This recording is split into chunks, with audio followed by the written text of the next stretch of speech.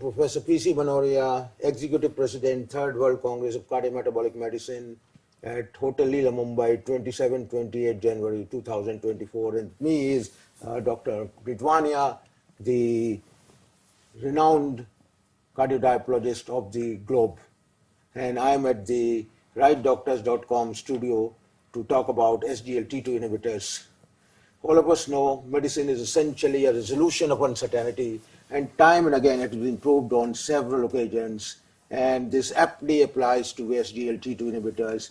None of us ever dreamed that a molecule which produces glycosuria will target all the three components of the cardiorenal metabolic continuum. It is a panacea for heart failure, it is a boon for CKD patient, it also improves the metabolic profile. So Dr. Deedwania, what is its utility in heart failure patients? I think the SGLT2 inhibitor, I call it the molecule of the decade or molecule of the century. These are the class of drugs that predominantly we thought only work by getting rid of the glucose that goes to the renal tubule, but they do a lot more than that.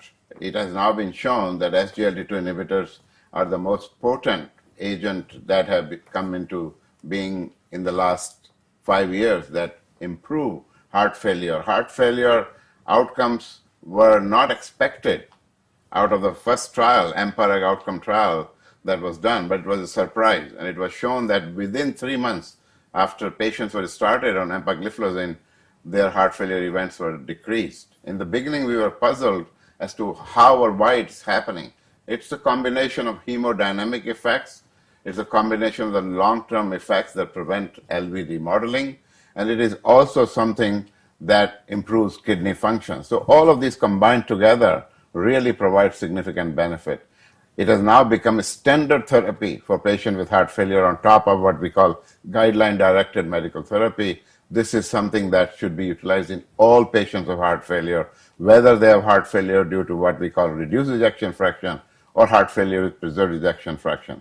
It's very important to know that thus far, before the introduction of SGLT2 inhibitors, we really didn't have a drug that convincingly provided relief in terms of the functional improvement, in terms of the survival and reduced hospitalization in patients with heart failure with preserved ejection fraction, so-called diastolic heart failure. The only choice we had before was diuretics and controlling high blood pressure. Now with SGLT2 inhibitors, we have at least 4 trials already out that have shown all of them convincingly benefit effect in patients with heart failure with preserved ejection fraction. So I would say that these are drugs that are more effective in reducing the events related to heart failure and cardiovascular system than just diabetes. These are drugs that should now be utilized by all cardiologists. These are not just diabetes drugs. This is the misconception. And these drugs particularly are advantageous because they don't have too many adverse side effects. The only major concern is because the glucose is being excreted through our urinary tract, that they have to keep their genitals clear. Once you really educate the patient, it's not a problem. And in my practice, I've not found too many people having genital myocardial infection. So I think it's a game changer, as we call it. It certainly is something that is going to be improving the outcome in patients with heart failure for decades to come. Is the benefit restricted to diabetic patients, or the similar benefit is provided to non-diabetic patients, CKD or heart failure? It's an excellent question, and this is a question that we all had in our mind in the beginning. But the recent trial that has come out with the DELIVER trial, the DAPA-HF trial, they have shown that this medication, particularly in this case dapagliflozin, works equally in patients who have diabetes or do not have diabetes. It provides significant benefit. And something else I want to remind is that these drugs provide comparable benefits to what we saw 20 years ago, beta blockers. Across the board, they reduce hospitalization risk by 25 or up to 30%. Reducing hospitalization for heart failure is indeed a great event, because every hospitalization, every re-hospitalization takes the patient closer to death. Absolutely. How does it affect the metabolic profile of the individual? This affects on the glycemic control, effect on weight, effect on blood pressure? Yes, it definitely, the whole invent of SGLT2 inhibitors began with use in controlling the glycemic perturbations.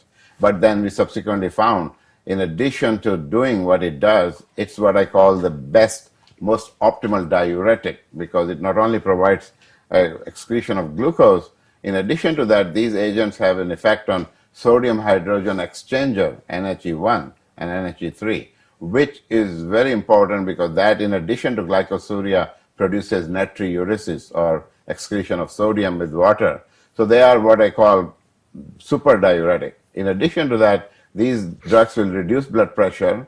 In addition, they will also reduce weight, which is a problem, and they also have some beneficial effects on inflammatory markers.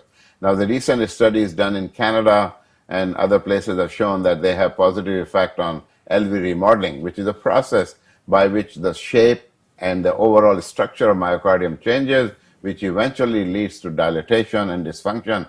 And they have shown a positive effect on MRI studies when the patients are getting this medication for 3 to 6 months. So a single drug affects all the three components of the cardiorenal metabolic continuum. Yes. So is it not appropriate to say they are not only molecule of the decade, but statins of the 21st century? Your comments, please. Yes, absolutely. I think they are statins and more, because statins only work on cholesterol. These drugs work a lot beyond just controlling glucose. As I said, they are, in my opinion, they are the best diuretic. There is no risk of hypoglycemia in patients who don't have high blood sugar, because these drugs will only work when the glucose comes to the proximal tubule. If there is no glucose, then there is no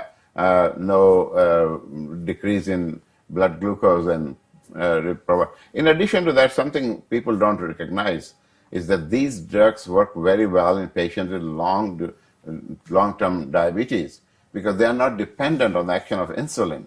SGLT2 inhibitors, as I said, work by protecting or by preventing reabsorption of glucose in proximal tubule.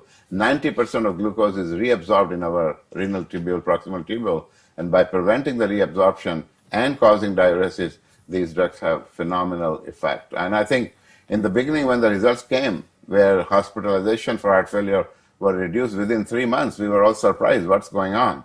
In the beginning, we thought maybe it's due to decrease in hematocrit, other things, but this is pure hemodynamic effects.